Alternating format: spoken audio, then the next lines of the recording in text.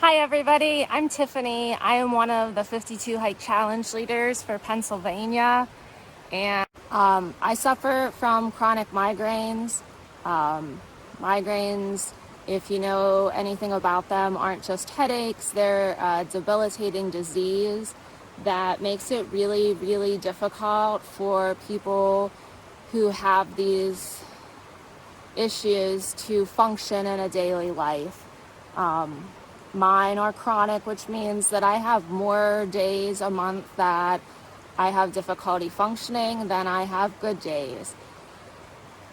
So what that had led me to was living my life in such a way that I was constantly preparing for the next migraine day, and I was also following a theory, which is a great one for someone with chronic illness, but I was really following it wrong, and it's called the spoon theory.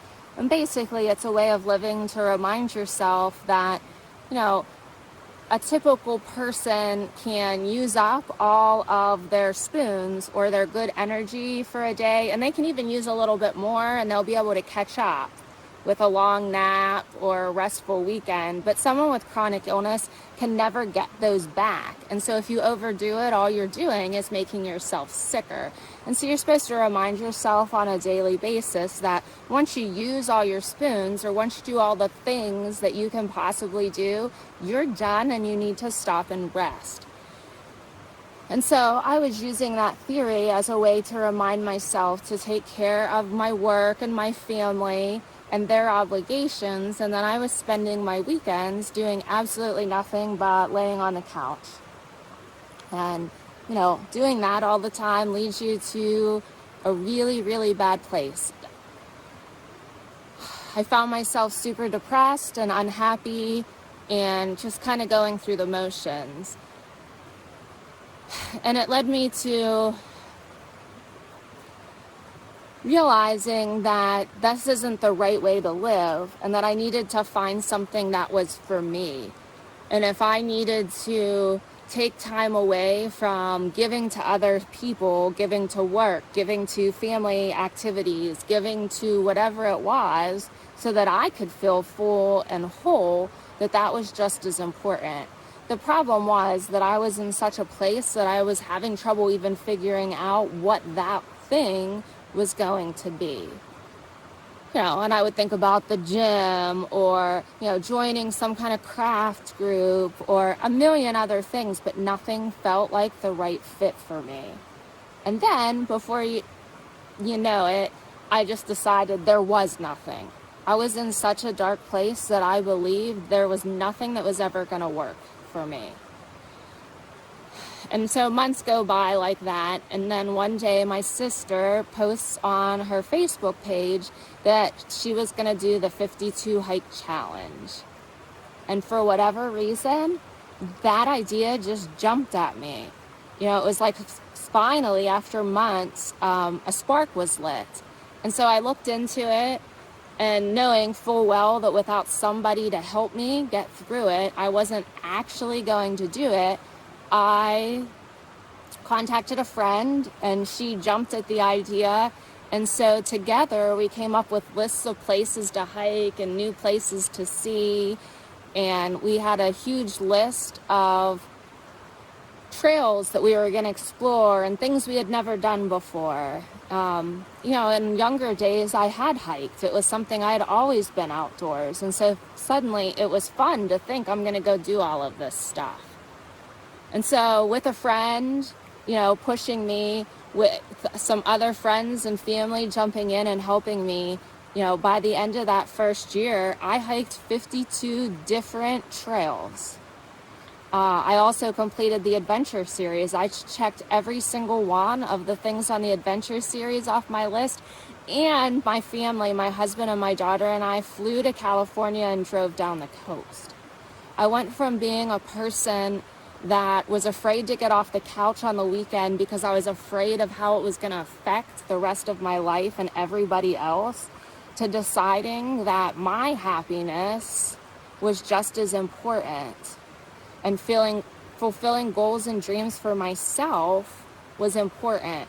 And by doing that, my entire outlook changed.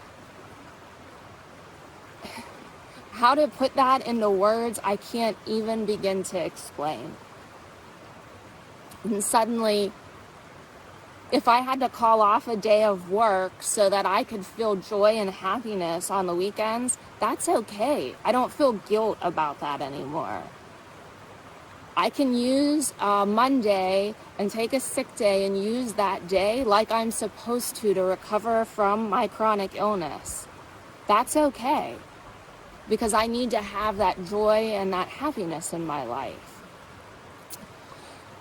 That very first year that I did the 52 hike challenge, a 3 or 4 mile hike was really, really long.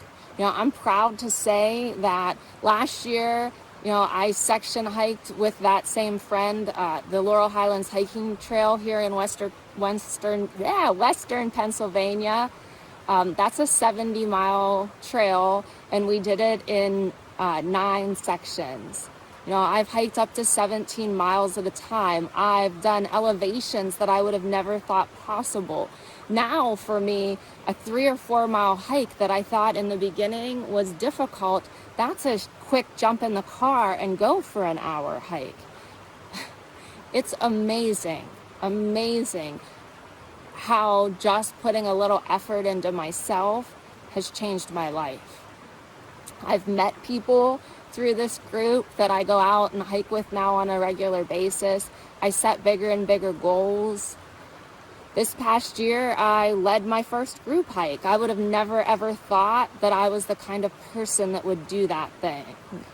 I went into REI and gave a presentation about the 52 hike challenge. And here I sit now in the woods by myself. If you would have asked me if I would hike by myself when I first started this challenge, the answer would have been a flat no, absolutely not. And yet, here I am. My struggle right now, of course, is that I love to go new places. I love to try new trails, and I love to do challenging things.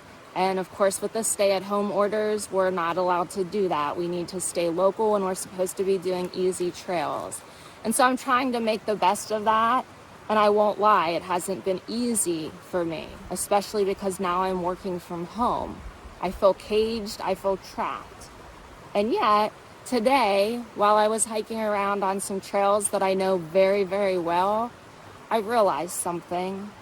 I realized that by re-hiking these trails over and over again, the last few weeks and for the next few weeks to come, that I'm learning so many things about these places that I didn't know before.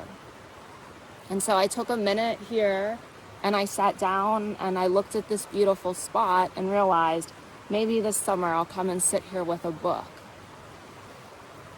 I hope all of you get to do those kinds of things. And I'm very, very, very grateful for this group and thankful for the things that it's taught me.